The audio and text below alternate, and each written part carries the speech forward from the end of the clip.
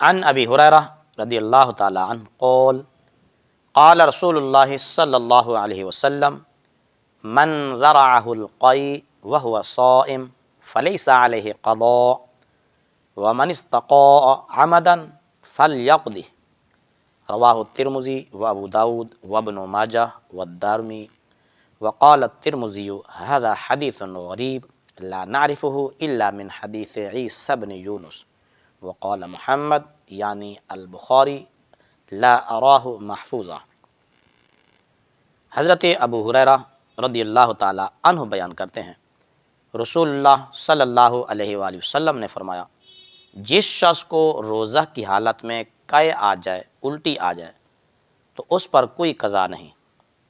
اور جو شخص آمدن یعنی جان بوجھ کر قے کرے تو وہ روزہ کی قضا کرے۔ اس حدیث پاک کو امام ترمذی، ابو داود، ابن ماجہ اور دارمی نے روایت کیا، اور امام ترمذی نے فرمایا یہ حدیث غریب ہے، ہم عیسیٰ بن یونس سے مروی حدیث کے حوالے سے ہی اسے جانتے ہیں، جبکہ امام بخاری نے فرمایا میں اسے محفوظ نہیں سمجھتا۔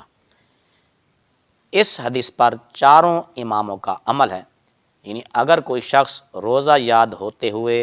جان بوجھ کر قے کرے گا تو روزہ ٹوٹ جائے گا، کیونکہ قے کا کچھ حصہ غیر محسوس طور پر حلق سے واپس چلا جاتا ہے جس کا احساس نہیں ہوتا، جس طرح سونے سے روزہ ٹوٹ جاتا ہے کہ اکثر ریح نکل جاتی ہے، احساس نہیں ہوتا۔ تو چاروں ائمہ کے نزدیک یہ حدیث قابل عمل ہے، یعنی جان بوجھ کر روزے کی حالت میں الٹی کرنے والے کا روزہ ٹوٹ جائے گا اور اس کا روزہ قضا کرنا پڑے گا۔